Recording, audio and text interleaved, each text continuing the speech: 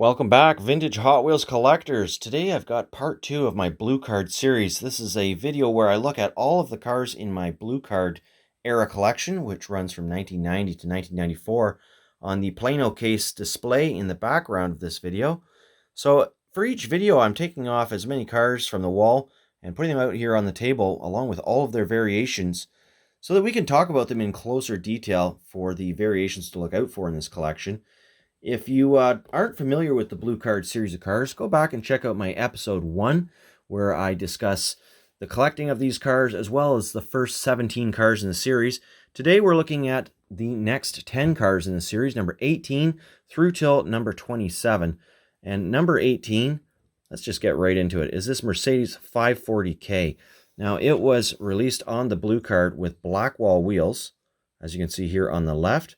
Very elegant piece, nice simple paint job with a removable roof.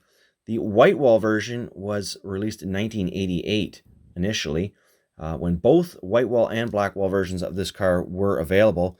However, in 1990, only the black wall version, and kind of a hard car to find on an original mint condition Blue Card. So we're talking it has to be like in very nice condition to be considered worth the top of the range. And any range of pricing I give you is purely speculative, as these prices change drastically from day to day. But those would be quite rare. In mint loose condition, they're not worth nearly as much. The next car we're going to look at is number 19, the Shadow Jet. And this is a cool vehicle from 1988 in this paint color. It was originally released with both blue and purple or magenta F3 tampos under intercooled.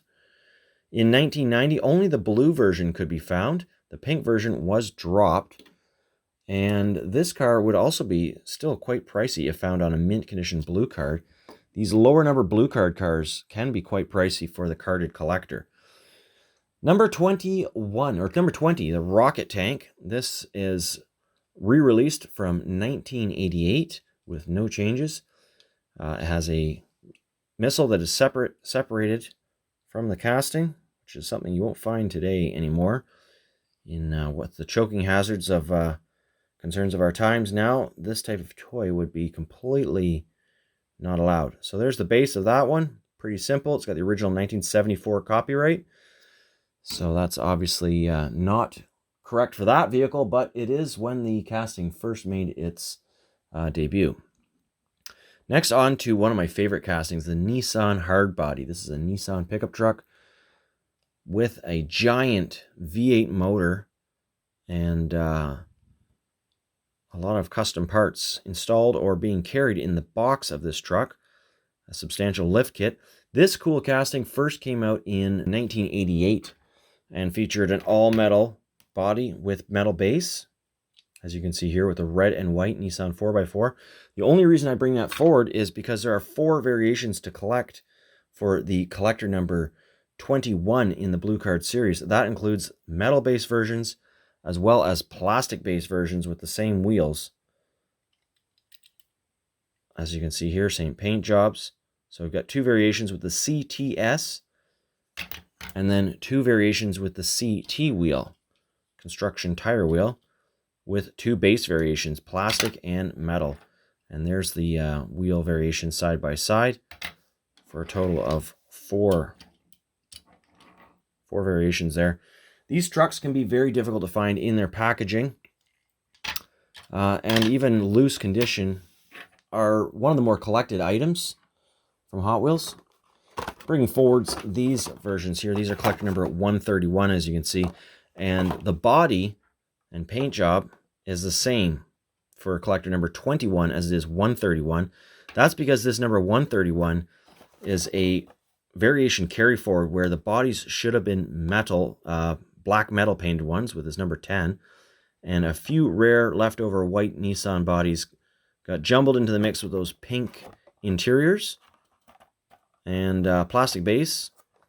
And this one here, we'll get to number 131 much later on in this video series, but that's a rare one as well, for it got the rare metal vase, which were almost all but gone by this run in the series. So those 2 are actually the hardest Nissan hardbody trucks to add to your collection in the Blue Card series. but they are not number 21 as these ones are. Moving right along then, let's get to number 22, which is the Talbot Leo. That's this, another elegant looking vintage Hot Wheels car.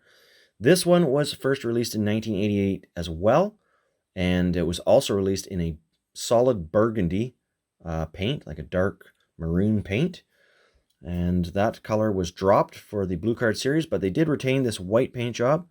So pretty common car to find, not overly valuable, carded or uncarded. Moving on to number 23. Now, number 23, we're going to have a little bit of a discussion about, as there's quite a few variations, and that is of this 80s Firebird. So the most obvious variations for the Blue Card era, even to the loose collector, is this yellow version with the green eagle, number 30 on the hood. There's two base variations to look out for that started in 1987. This is a casting that was first released in 1982, or was it 84? Anyways, very early 80s. But by 1987, there was a double rivet casting and a single rivet casting, which is obvious here because the single rivet casting, the older version, has the plastic black taillights as part of the base, and that's what actually keeps the back of the car connected to its chassis. So for whatever reason, in 87, they did away with that, or started to do away with that. And by 1990, both variations could be found. Now, the one with the black headlights is actually the harder one to find, as this was the new and probably safer design for kids, so that it wouldn't fall apart as easily. It's also slightly more realistic having those painted metal taillights, in my opinion. As you can see that in this version, the taillights actually stick out quite far. This car also was released in this black paint job, which is very recognizable throughout the 1980s. Formula on the side with a Firebird, Malaysia base. This is the older base with the taillights sticking out. However, you should be able to find these cars without the single rivet. I don't know that I have that variation on hand, though, so it could be a rarer one to find. What I do have on hand is this 1984 release.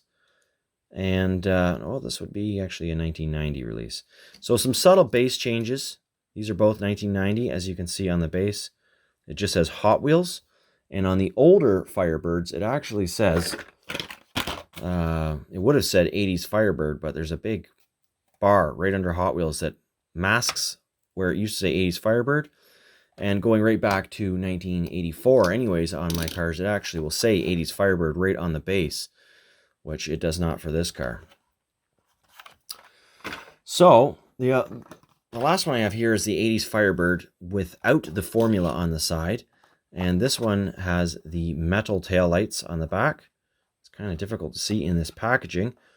But this is a variation to also look out for without that formula on the sides. Looks exactly the same as the 1984 version.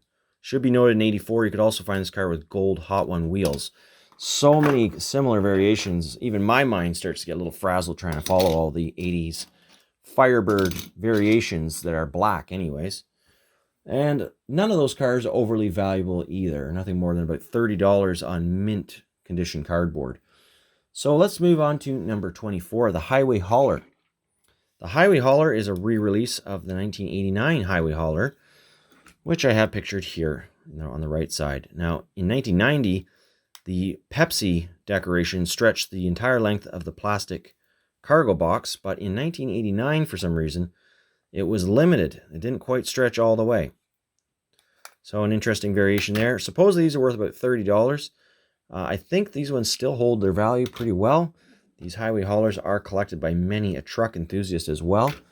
And another variation, this is one of the things about the Blue Card series that can be so difficult to actually collect these, is that completely different paint variations of the vehicle with the same collector number. Both of these are number 24 on the Blue Card series. This one's quite a bit more common, the Ocean Pacific delivery with the aqua blue paint cab, whereas the Pepsi one's a bit harder to find. But you got to look out for stuff like that in addition to the numbers mix-ups, as we saw in the Nissan Hardbody, even though they have the same body and paint job due to variations. So where are we going to here? Number 25 was actually unreleased. There was nothing with the number 25 on the Blue Card. Number 26 was the 65 Mustang convertible with its opening hood. Now, I've got several different variations out here which are not from the Blue Card era. The only one from the Blue Card era would be this version here. Well, not the only one, but a tan interior, aqua blue, 65 Mustang. This one made its first appearance in 1990 for the Blue Card series, so that's probably the easiest one to come across if you're specifically looking for them. This one would often be found on the older versions, as it was first released in 1984 alongside this black interior version, otherwise basically the same. Now there's a difference in paint colors here, so it is possible that these came from different factories, or this one is actually a 1990 and this one's an 84, because they didn't make black interiors in the 1990 version of this car. And it's possible that the actual 1984 version of this 65 Mustang would have this more flat, kind of darker blue, which I will have to look into after this video. It's really not something I was paying too much attention to up until making this video. The final and hardest car to find, there's 3 of them currently for sale on eBay, all near the $200 mark, which I feel is probably too high for this car at this point in time. But it is the hardest one to find, and it would have a tan interior, not this red interior. This is from 1989, Parkin plates, but the Blue Card number 26 for this car would have a tan interior, just like this one, but with this white, basically Parkin plate carry forward body. So that's why that's another hard one to find, just as these Nissan hard bodies are hard to find. They weren't really, I don't think, designed to be part of the main collectible series, and if they were, it was really meant as a treasure hunt. The final vehicle in this video, to keep it to a reasonable length and with more videos coming next week, number 27, the Command Tank. So this is pretty familiar to most vintage Hot Wheels collectors. It has been released ever since 1984 with no changes virtually. 1983 copyright on the base, but really no change. I have tons and tons of these things. They're all identical, no differences on the base. So there we have the variations that we're looking at for today's video. And we're going to launch right into collector number 28 and see how many cars we can peel off the wall for the next video. Stay tuned for that. Released early every week, at least by Monday or Tuesday. So look out for those in my Vintage Blue Card episode 3 coming next. Hope you enjoy this video. Stick around for more. Happy hunting.